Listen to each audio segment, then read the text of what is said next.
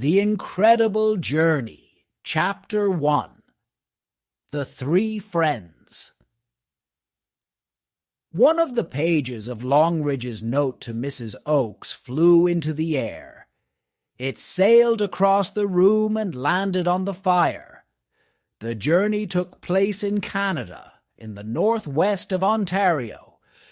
This part of the country is wild, with woods, lakes, and fast rivers. There are thousands of kilometers of narrow country roads, a few small towns, and lonely farms. Men from the big paper companies cut down trees deep in the forests. There are Indians and hunters. But most of the time there are no human beings, only wild animals. And silence. For almost half the year the area is covered in snow, and the temperature falls below zero for weeks. The seasons are different in North Ontario. The plants and flowers do not grow slowly in spring. There is a sudden, short summer when everything grows fast. Then it is fall again, with clear blue skies, sunny days, and wonderful, richly colored leaves on the trees, gold and yellow and red. Through this wild, lonely country, in the fall, the three travelers made their incredible journey. John Longridge lived alone a long way from one of the small towns, in an old stone house that belonged to his family. He was a tall man of about 40, serious but kind. He was a writer of history books and travelled a lot, but he always returned to the comfortable old stone house to write his books. Mrs. Oakes and her husband Bert lived about a kilometre away. Mrs. Oakes went to Longridge's home every day. She looked after the house and cooked his main meals. Bert looked after the backyard. They understood Longridge very well. While he was writing, they worked quietly around the place. On the evening before the incredible journey, toward the end of September, Longridge was reading a newspaper by a warm wood fire in his comfortable library. He couldn't turn the pages easily because a Siamese cat with bright blue eyes was sitting on his knees. From time to time, the cat moved his brown front paws as he looked into the fire. On the floor, with his head on one of Longridge's feet, lay an old white bull terrier. His eyes were closed, and his tail moved in his sleep. Some people think bull terriers are strange, ugly dogs, but Longridge loved him. He was a friendly family pet, and at the same time a strong, brave fighter. The man always enjoyed the look of happiness in the old dog's little eyes. By the door lay another dog with his nose on his paws. This was a large red-gold Labrador retriever, a young dog with a strong body. His brown eyes were wide open, watching everything. When Longridge got up from his chair, the dog lifted his proud head. Longridge put the cat on the floor and carefully moved his foot from under the old dog's head. He walked across the room and looked out the window. A huge orange moon was coming up just above the trees at the far end of the yard. It was bright outside from the light of the moon. Longridge could see the leaves on the grass. There were a few colorful flowers, still there from the summer. He turned, crossed the room, and turned on another light. Next, he opened a narrow cupboard halfway up the wall. Inside were a lot of guns. He took one out and looked at it carefully. The Labrador sat up when he saw the gun. He looked at it with excitement and great interest. When Longridge put the gun back in the cupboard, the young dog lay down again. He turned his head away, his eyes unhappy. Suddenly the telephone rang and broke the silence of the quiet room. Woken by the noise, the cat jumped angrily off the chair. The old bull terrier struggled to his feet. Longridge answered the phone. He could hear Mrs. Oakes, but her voice was not very clear. "Speak louder, Mrs. Oakes," he said. "I can't hear you." "I can't hear you very well either," said Mrs. Oakes. "Is that better? I'm shouting now." "What time are you leaving in the morning, Mr. Longridge?" "Excuse me, could you talk louder, please?" "About 7 o'clock. I want to get to Heron Lake before dark," he shouted.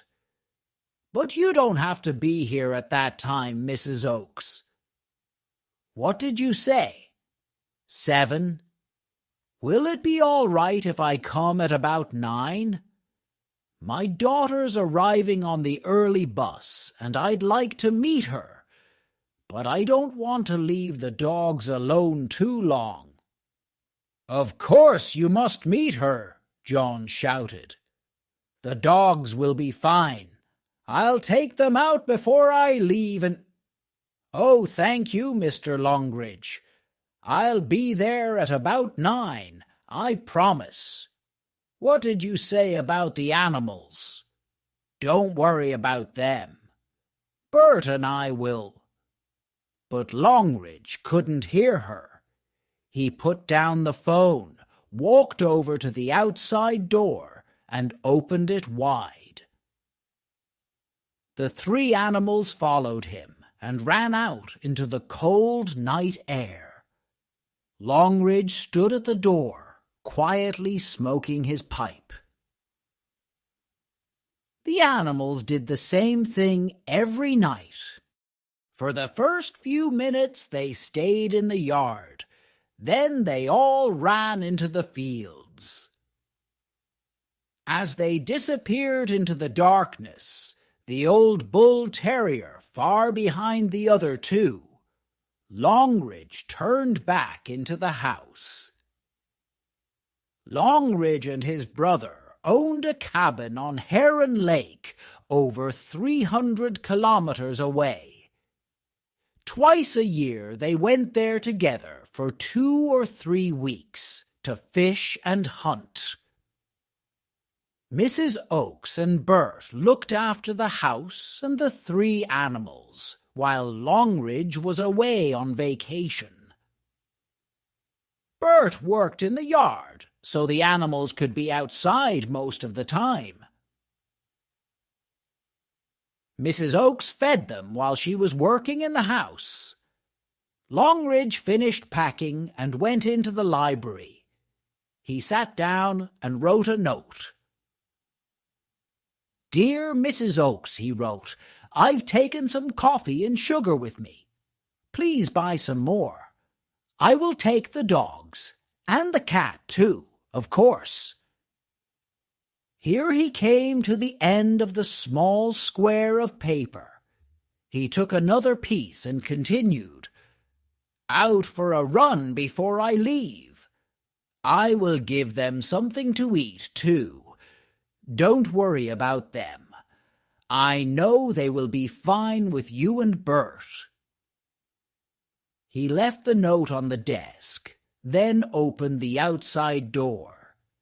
The old dog and the cat hurried in to greet him. They brought the fresh smell of the fields with them. The young dog followed behind, walking calmly. The old dog wagged his tail against Longridge's legs. The cat pressed against him, too. He moved his tail politely from side to side when the man softly touched him.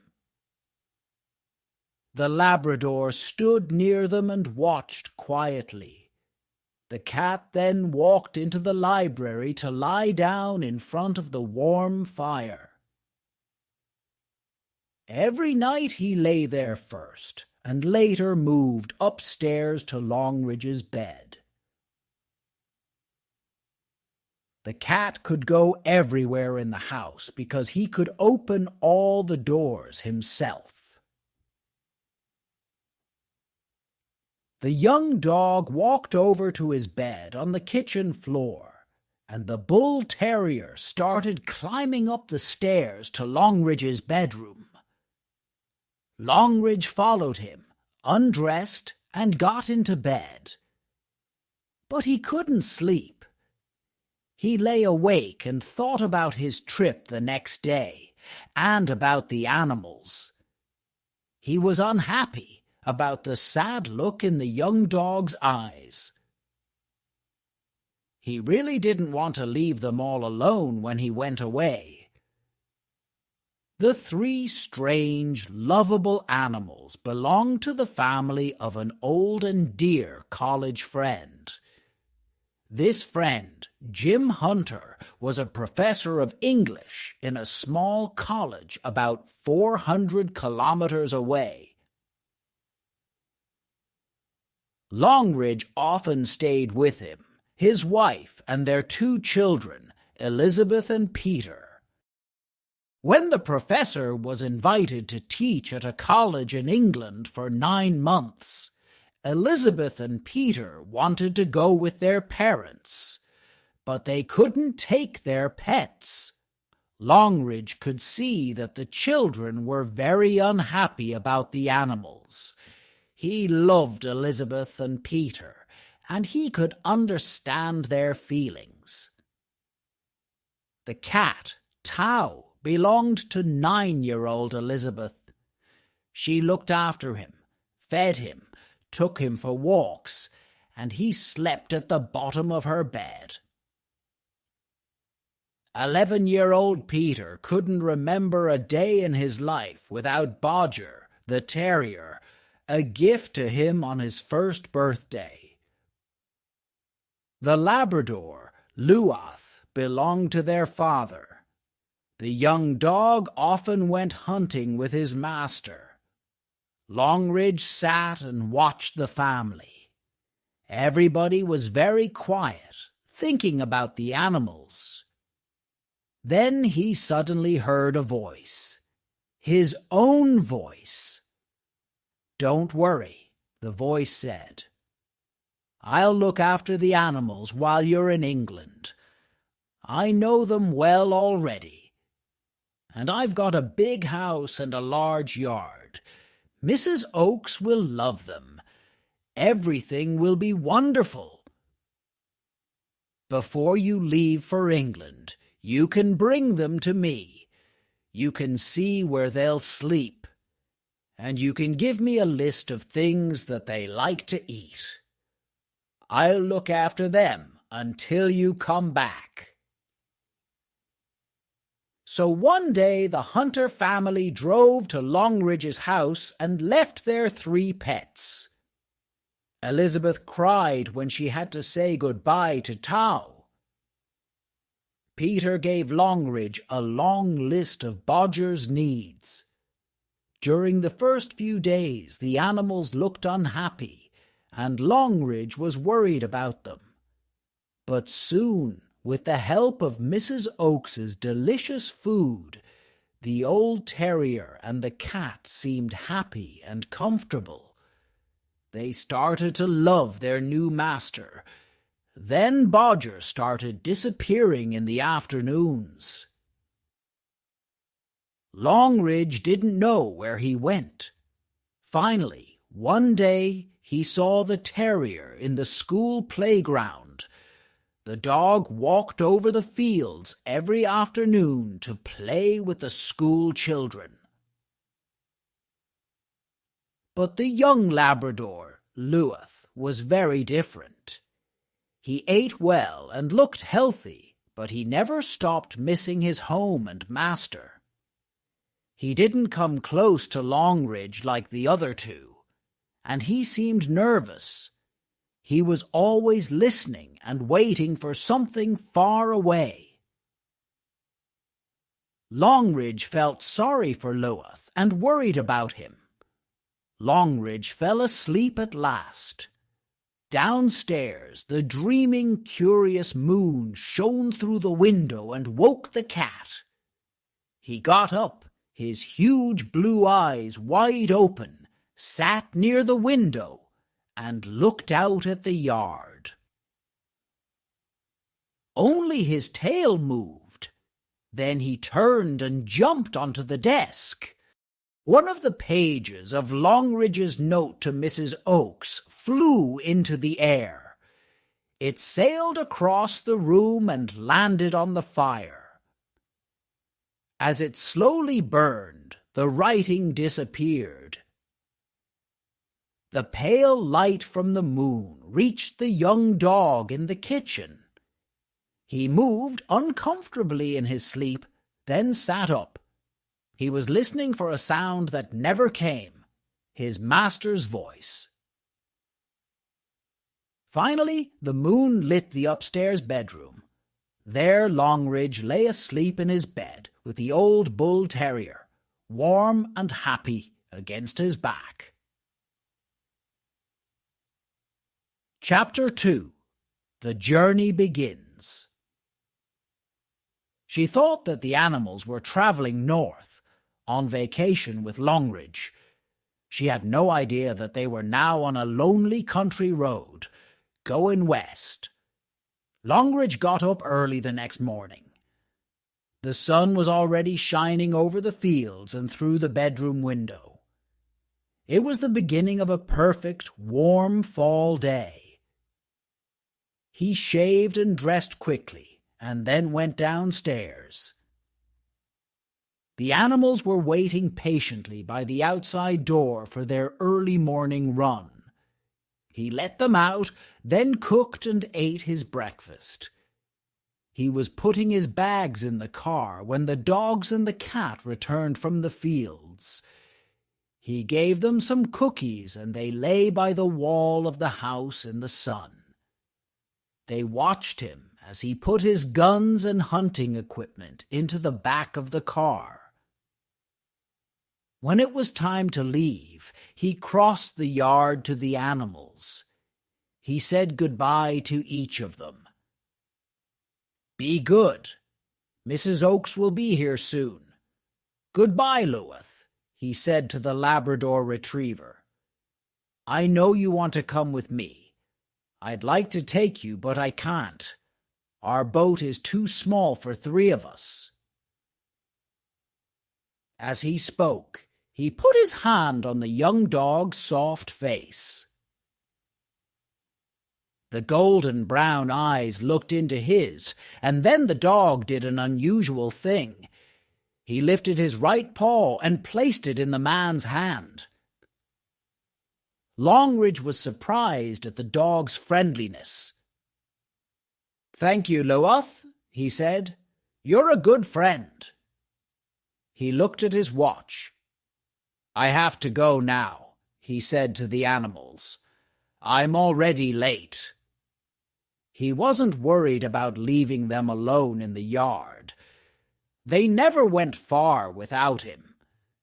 And when they wanted to get back into the house, they could push the door open. They all looked happy in the sun, too. The cat was washing carefully behind his ears. The old dog was resting after his early morning run, with his long pink tongue hanging out of his smiling mouth.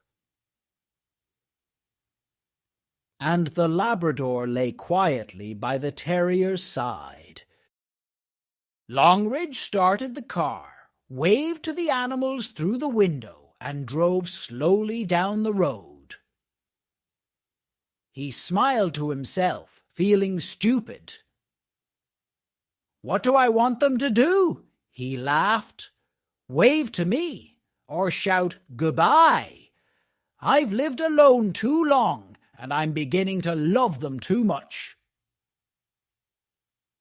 The car turned a corner and disappeared. The cat started washing one of his back legs. The old dog lay down and went to sleep. The young dog stayed near him. Only his eyes moved, and his nose from time to time. 20 minutes passed.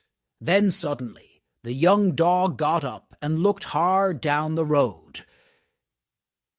He stayed like this for a long time. The cat watched him closely, with one leg up in the air. Then the Labrador started to walk slowly down the road. After a few seconds he stopped, turned, and looked back at the others. He was inviting them to follow. The old dog struggled up to his feet and joined him. Together they turned the corner of the road and disappeared from the cat's view. He stayed by the house for a minute, blue eyes shining in his dark face. Then, with a curious run, he started to follow the two dogs. They were waiting by the gate when he turned the corner. When the cat reached them, the Labrador continued up the road. But the old terrier didn't move. He looked back, hoping to see Mrs. Oakes with some delicious food. And the cat stood next to him with one paw in the air. He didn't know what to do. Then suddenly they both decided to follow Luath. Soon all three disappeared down the road, walking quickly and with purpose. About an hour later, Mrs. Oakes walked up the road. She was carrying a bag with her working clothes and some special food for the animals. "That's strange," she thought. "Where are the dogs? They usually run up to say hello. Maybe Mr. Longridge left them inside the house." But when she pushed open the kitchen door, there was complete silence. She stood at the bottom of the stairs and called the animals. Nothing happened. Then she walked through the quiet house and out into the front yard. She called again, but they didn't come. "Maybe they've gone up to the school," she said to herself in the empty, sunny yard. She went back into the kitchen and sat down. "It's funny that Tao isn't here, though," she thought as she put on her work shoes. "He usually sits near the window at this time of day. Maybe he's out hunting again." She washed and put away some dishes. Then she went into the living room. On the desk she saw Longridge's note. She read the first page. Then she looked for a second piece of paper, but couldn't find one. "That's strange," she thought. "Where has Mr. Longridge taken them? The second page of the note must be here somewhere." But when she searched the room, she couldn't find anything. Then, when she was cleaning the fireplace, she noticed a burnt piece of paper. She picked it up carefully, but there was no writing on it now. "That's very strange," she said to herself while she cleaned the room. "In his note he's written, 'I will take the dogs, and the cat too, of course. He's taken the animals to Heron Lake with him. But why has he suddenly done that? He asked me and Bert to look after them. He didn't say anything about it on the telephone last night. But wait a minute. I remember now. He said something about the animals that I couldn't hear. Maybe he was trying to tell me about a new plan. Mrs. Oakes finished cleaning the house, locked it, and went home. She thought that the animals were traveling north, on vacation with Longridge in the back of his car. She had no idea that they were now on a lonely country road going west. For the first hour of their journey, the animals moved quite quickly. The bull terrier and the Labrador walked together. The old dog couldn't see out of his left eye, so the Labrador walked near him on his left side. Behind them came the cat. Always curious, he often stopped for a few minutes to look at things. Then he had to run after the dogs. His long, thin body moved quickly along the road with his tail close to the ground. Soon the old dog got tired, so they turned off the quiet road. They stopped in a wood next to a clear, fast-running stream. The bull terrier was very thirsty and drank deeply. The cat walked over to a rock and sat on it. Later, they rested in the dry leaves under the trees. The old dog lay, exhausted, with his eyes half closed. The cat was busy washing himself as usual. After about an hour, the young dog got up and started to walk toward the road. The old dog stood up with difficulty and followed the Labrador, his head low. The cat finished washing himself and danced into the sunlight. He played with a leaf and then ran straight to the dogs. All that afternoon they walked along the quiet country road. When the young dog heard a car, they moved to the side, onto the grass. By late afternoon, the cat was still walking smoothly and strongly, and the young dog was fresh, too. But the old terrier was exhausted and could only walk very slowly. They turned off the road into the woods, and the terrier stood for a minute, his heavy head down. He was tired and hungry, and the place looked safe and comfortable. He lay down on his side to rest his aching body. The cat looked around carefully, and then lay down in the leaves near him. The young dog disappeared to find some water, then came back and lay down a little way from the others. The old dog was shaking badly, exhausted and weak. At last his eyes closed and he fell asleep. Later, when it was dark, the Labrador moved over and lay down close to the bull terrier. The cat moved closer too and lay between his paws. And so, warm and comfortable with his two friends, the old dog forgot about the pain in his tired, aching body. In the middle of the night, a strange noise, like a baby's crying, woke the terrier up. When he looked around, he couldn't see the cat.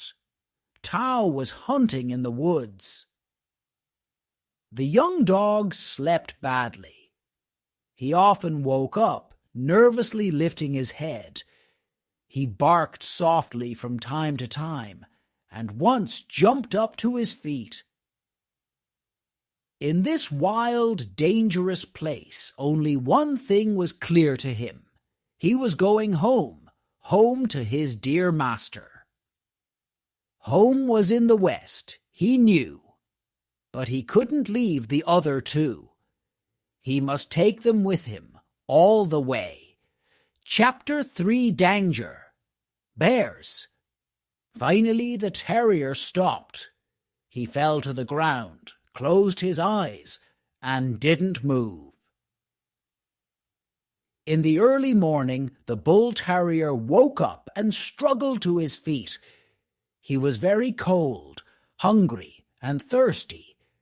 He walked slowly toward a pool, passing the cat with a bird in his paws on the way. The old dog watched the cat as he started to eat.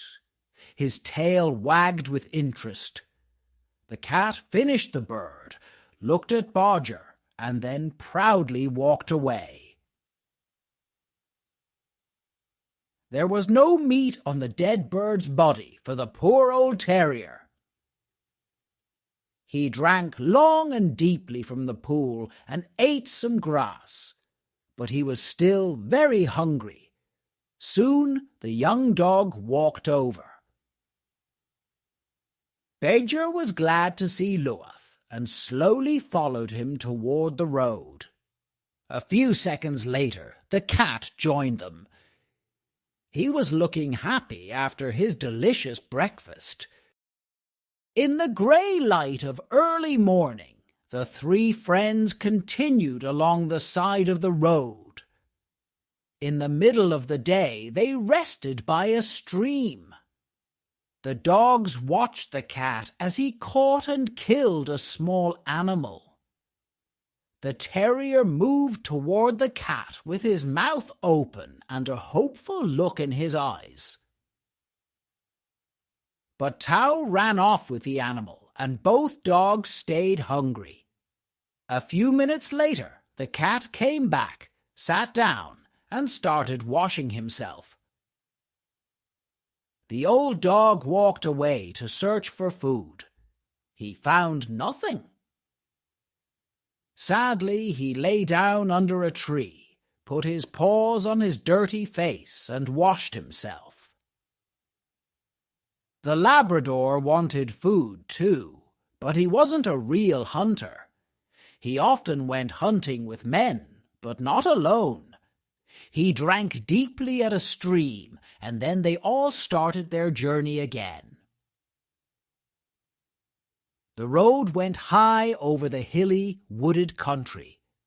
Below them, the land was full of incredibly beautiful colors: red, yellow, gold, and dark green. Late in the afternoon, the old dog slowed down. He was very weak, and his body was shaking.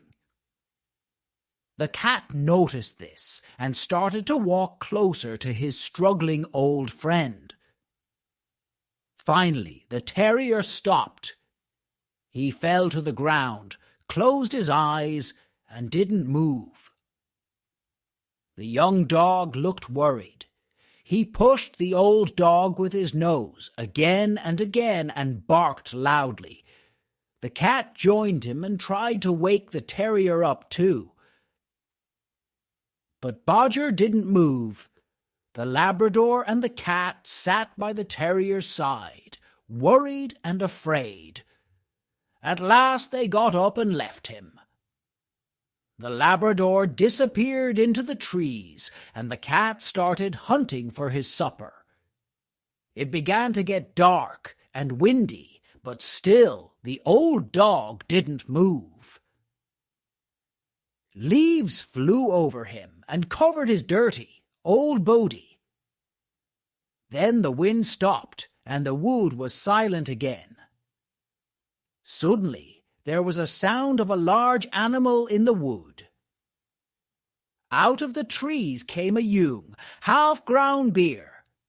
Its round ears stood up, and its small, curious eyes shone in its sharp little face. Its mother stood behind it, interested in something on the ground. The young bear saw the terrier and watched him for a minute. Then it slowly moved toward him. The terrier opened his eyes. He could feel the danger near him. Then the bear put its long paw on the dog's white head.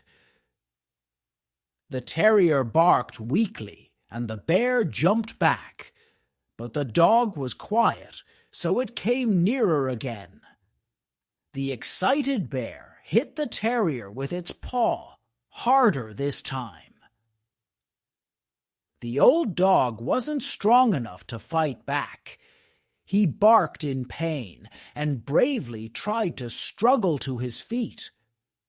The bear attacked his aching shoulder. The smell of blood excited it, and it climbed on top of the dog's body. It started to play with the terrier's long white tail, biting the end of it like a child with a new toy.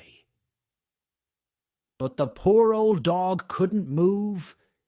He lay down with his eyes closed, feeling no pain. Around the corner of the road came the cat with a large dead bird in his mouth. When he saw the bear, he stopped suddenly. He dropped the bird, and a terrible change took place in him. His huge blue eyes shone angrily in his dark face. Every hair on his body stood up, so he looked twice his real size. His chocolate-colored tail moved from side to side. He lay low on the ground, ready to attack. And when the bear turned around, the cat jumped.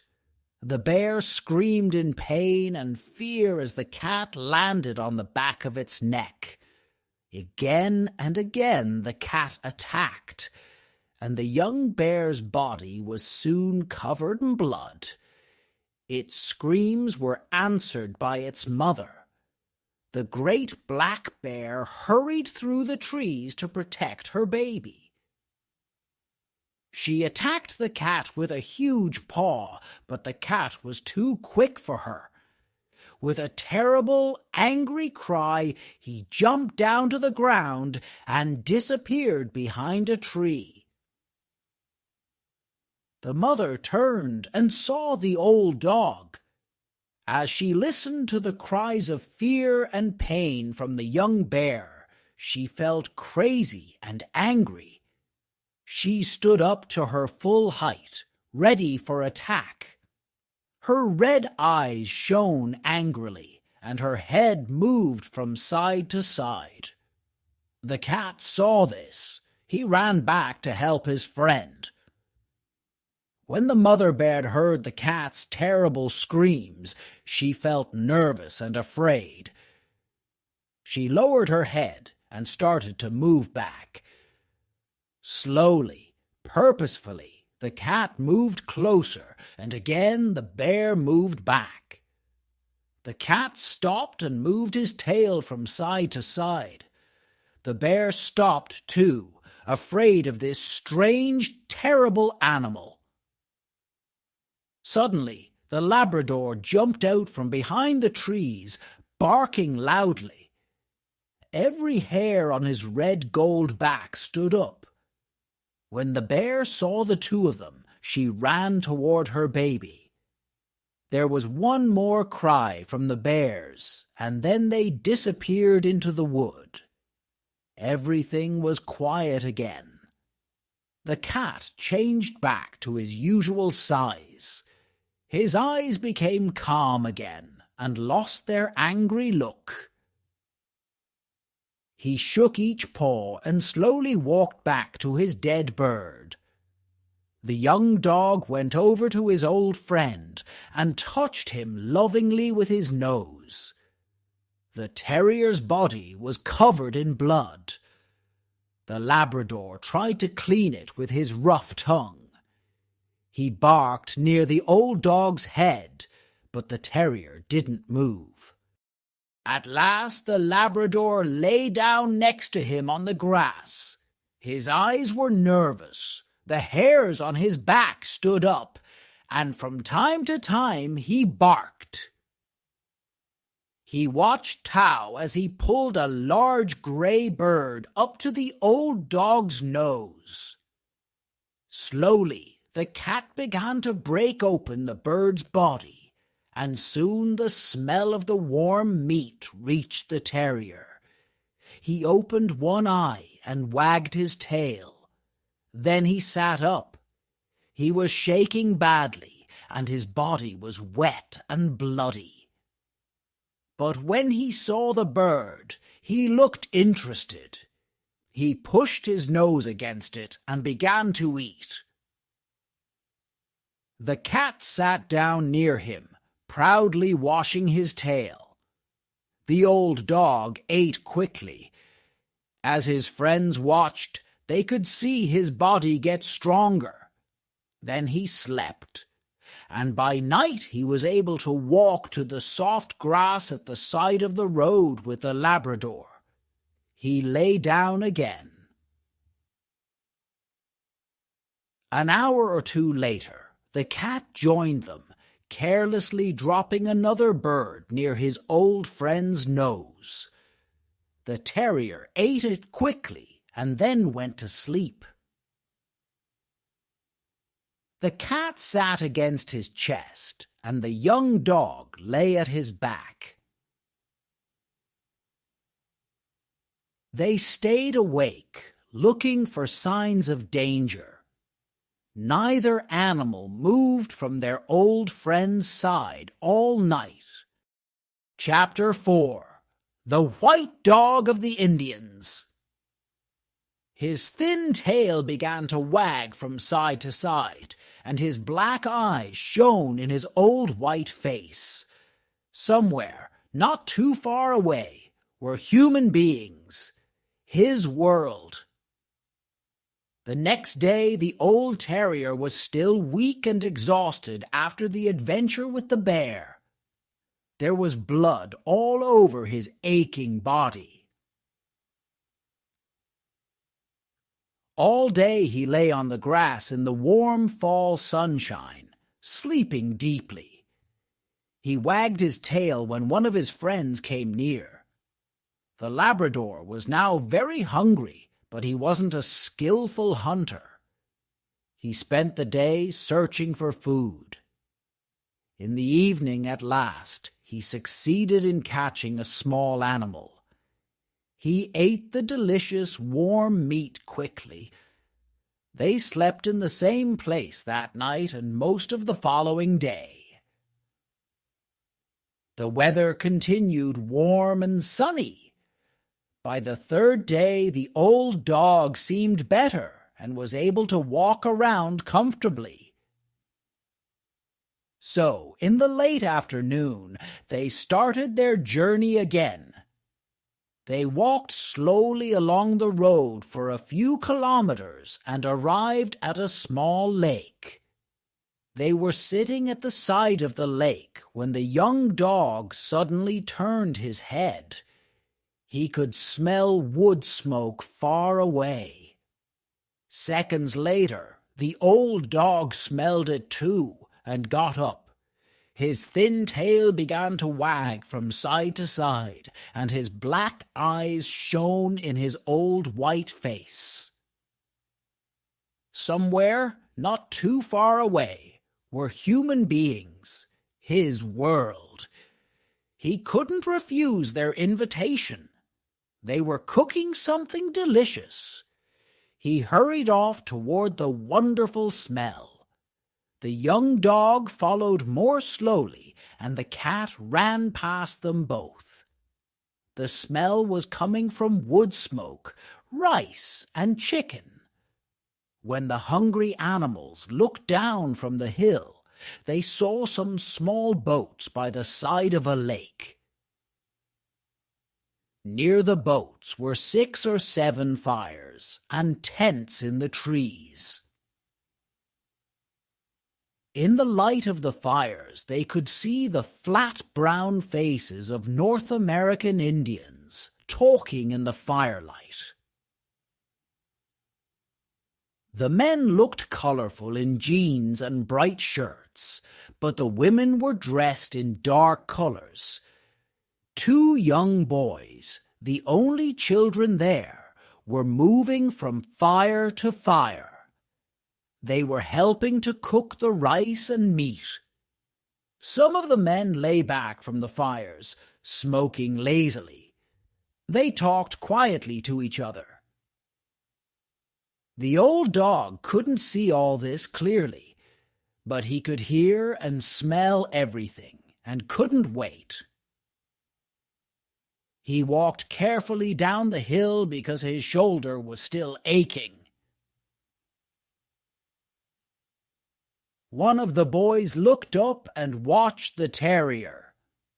Bodger came out of the shadows and into the firelight, friendly and sure of a warm welcome.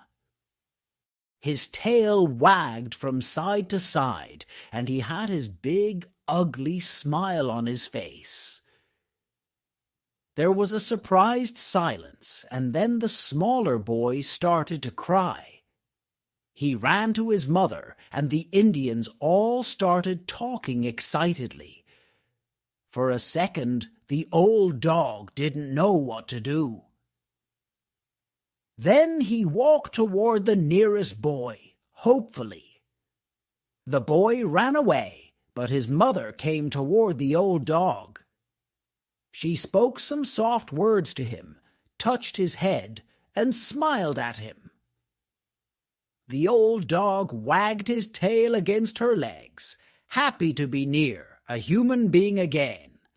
The two boys moved closer. The other Indians came nearer, too. This was what the old dog loved. There were people all around him. They gave him meat, and he ate it hungrily. They laughed and gave him more. Soon he grew tired and lay down, warm and happy. Then he looked up at the hillside for his two friends. Next, the long-legged, blue-eyed cat came out of the darkness. He walked up to the dog and calmly took a piece of meat from him. The Indians couldn't stop laughing.